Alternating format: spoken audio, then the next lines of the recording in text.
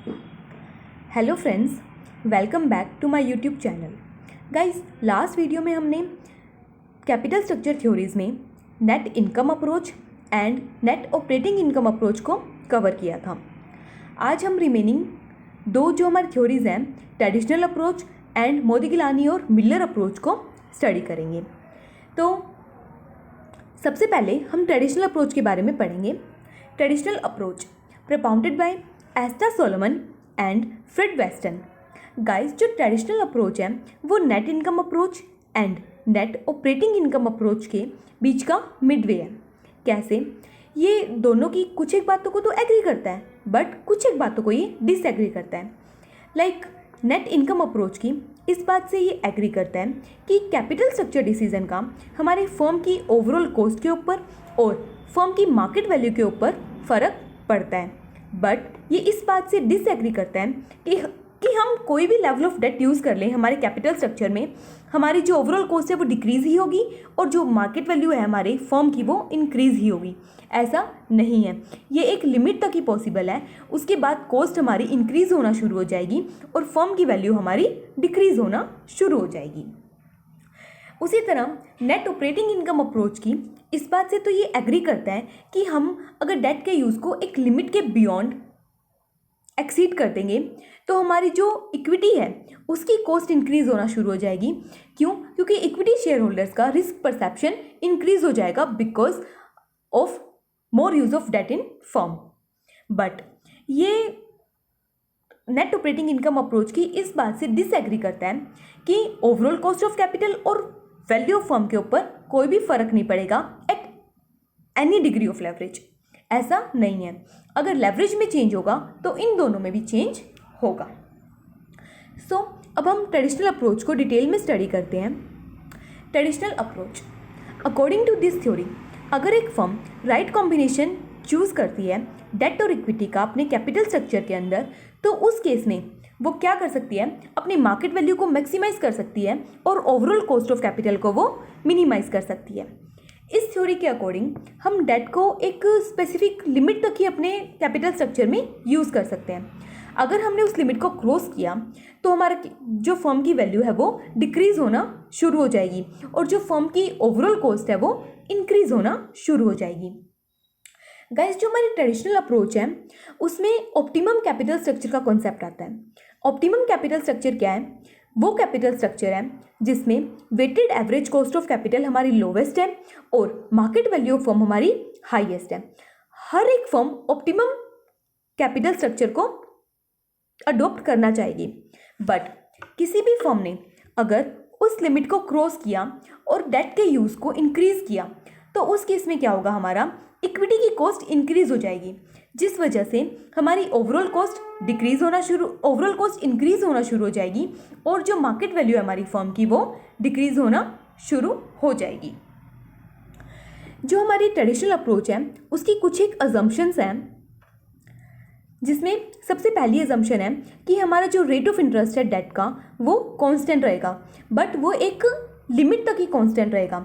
अगर हमने लेवरेज को इंक्रीज़ किया उस लिमिट से तो उसके बाद हमारा क्या होगा, जो रेट ऑफ इंटरेस्ट है डेट के ऊपर वो इंक्रीज़ होना शुरू हो जाएगा। जो लेंडर्स है वो इंटरेस्ट रेट को इंक्रीज़ कर देंगे। क्यों? क्योंकि फर्म हमारी हाईली रिस्की हो चुकी है, तो वो अपने आप को सेफ गार्ड करना चाहेंगे लेंडर्स, तो अपने आप को सेफ गार्ड करने के लिए वो रेट ऑफ इंटरेस्ट को इंक्रीज़ कर देंगे। सिमिलरली जो हमारा एक्सपेक्टेड रेट है इक्विटी शेयर होल्डर्स का वो भी कांस्टेंट रहेगा, बट एक लिमिट तक।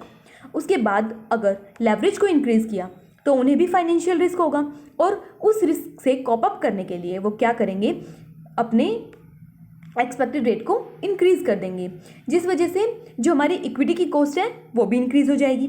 तो हमने इन दोनों में क्या पढ़ा? फर्स्ट अजम्पशन में हमने देखा कि कॉस्ट ऑफ डेट इंक्रीज़ हो जाएगी और सेकेंड अजम्पशन में हमने क्या देखा कि कॉस्ट ऑफ इक्विटी इंक्रीज़ हो जाएगी। और तो थर्ड में क्या है कि ओवरऑल कॉस्ट भी हमारी क्या होगी, इंक्रीज़ हो जाएगी। दैट मीन्स स्टार्टिंग में जब हम डेट के यूज़ को इंक्रीज़ करेंगे अपनी फर्म के कैपिटल स्ट्रक्चर में, तो हमारी ओवरऑल कॉस्ट डिक्रीज़ होगी, बट एक लिमिट तक। उसके बाद अगर हमने डेट के यूज़ को इंक्रीज़ किया तो हमारी डेट की कॉस्ट भी इंक्रीज़ हो रही है, इक्विटी की भी कॉस्ट इंक्रीज़ हो रही है, तो ओवरऑल कॉस्ट भी हमारी क्या हो जाएगी, इंक्रीज होना शुरू हो जाएगी। तो ये थी हमारी अजम्पशंस ऑफ ट्रेडिशनल अप्रोच। जो ट्रेडिशनल अप्रोच है उसे 3 स्टेजेस में डिवाइड किया गया है। सबसे पहली स्टेज क्या है, सबसे पहली स्टेज ये कि जब हम कैपिटल स्ट्रक्चर में, जब हम अपना कैपिटल स्ट्रक्चर डिज़ाइन करते हैं तो उसके अंदर जब हम डेट के यूज़ को इंक्रीज़ करते हैं तो उससे जो ओवरऑल कॉस्ट ऑफ कैपिटल है वो हमारी क्या होगी, डिक्रीज़ होगी, और जो फर्म की वैल्यू है वो इंक्रीज़ होगी। Reason being debt is the cheapest source of finance as compare to equity. Second stage में क्या है कि ये जो हमने ऊपर फर्स्ट स्टेज में पढ़ा ये एक लिमिट तक ही पॉसिबल है।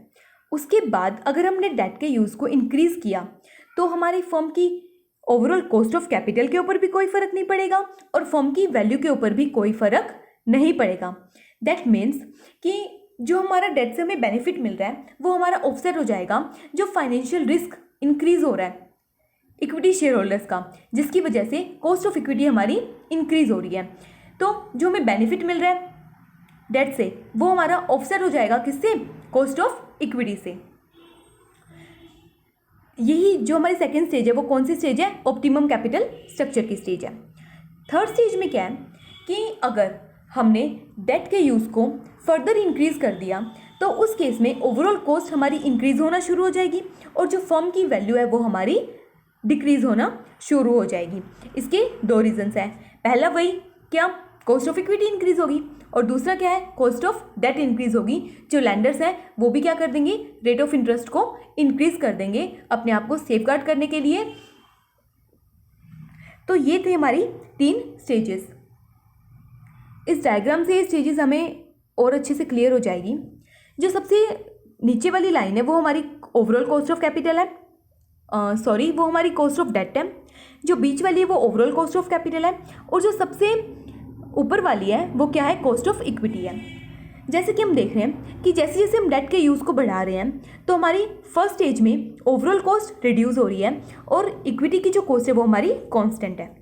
बट जब हम फर्दर डेट के यूज़ को इंक्रीज़ कर रहे हैं सेकेंड स्टेज में तो ओवरऑल कॉस्ट हमारी कांस्टेंट है बट कॉस्ट ऑफ इक्विटी हमारी इंक्रीज़ हो रही है।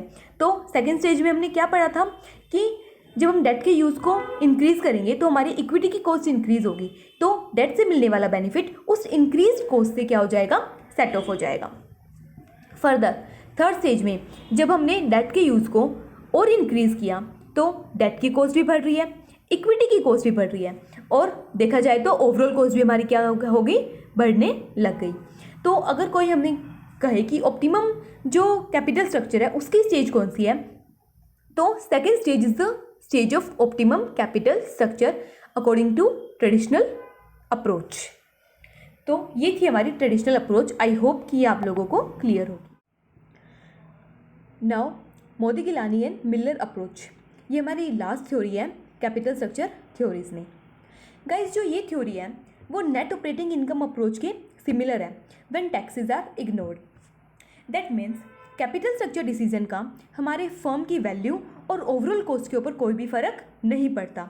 बट जो एमएम अप्रोच है वो नेट ऑपरेटिंग इनकम अप्रोच की इम्प्रूवमेंट है। कैसे, जो मोदिगिलानी एंड मिलर है उन्होंने बिहेवियरल जस्टिफिकेशन दिया है अपनी बात को प्रूव करने के लिए कि क्या रीज़न है, किस वजह से जो कैपिटल स्ट्रक्चर डिसीजन है उसका फर्म की वैल्यू और ओवरऑल कॉस्ट के ऊपर कोई भी फ़र्क नहीं पड़ता। सो अब हम इसे डिटेल में स्टडी करते हैं। सबसे पहले क्या है MM approach when taxes are ignored. अगर टैक्स को हम इग्नोर करेंगे तो ये बिल्कुल सिमिलर है नेट ऑपरेटिंग इनकम अप्रोच के। दैट मीन्स कि कैपिटल स्ट्रक्चर डिसीजन का कोई फ़र्क नहीं पड़ेगा overall cost of capital and total value of firm के ऊपर। रीज़न क्या है इसके पीछे, एज वी नो कि debt is the cheapest source of finance as compare to equity. तो बट अगर हम डेट के यूज़ को इंक्रीज़ करते रहेंगे तो उससे मिलने वाला जो हमारा बेनिफिट है वो हमारा ऑफसेट हो जाएगा with the increase in the risk perception of equity share holder, जिस वजह से कॉस्ट ऑफ इक्विटी हमारी क्या हो जाएगी, इंक्रीज हो जाएगी। इक्विटी की कॉस्ट इंक्रीज होगी और डेट से जो बेनिफिट मिलेगा वो आपस में क्या हो जाएंगे, ऑफसेट हो जाएंगे। तो इन सब का ओवरऑल कॉस्ट के ऊपर तो कोई फर्क पड़ा ही नहीं, तो ओवरऑल कॉस्ट हमारी क्या रहेगी, कॉन्स्टेंट रहेगी।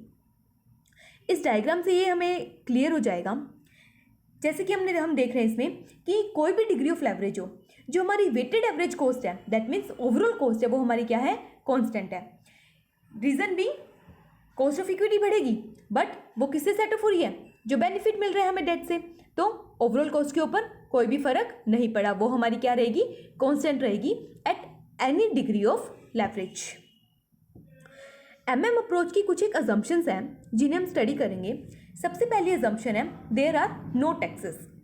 सेकेंड वन इज, यहाँ पे अगर हम सिक्योरिटीज़ को बाय एंड सेल करेंगे तो कोई भी ट्रांजेक्शन कॉस्ट नहीं आएगी, कोई भी बैंकरप्सी कॉस्ट नहीं आएगी। थर्ड वन इज, यहाँ परफेक्ट मार्केट जो है, परफेक्ट कंपटीशन जो मार्केट है हमारा, उसकी सारी की सारी जो अजम्पशंस है वो अप्लाई होगी। दैट मीन्स इन्वेस्टर यहाँ रेशनली बिहेव करेंगे, उनके पास मार्केट से रिलेटेड सारी की सारी इंफॉर्मेशन है जिससे वो इजीली एक्सेस कर सकते हैं। फोर्थ वन इज, इन्वेस्टर्स और कंपनीज दोनों की जो बोरोइंग कॉस्ट है वो सेम होगी।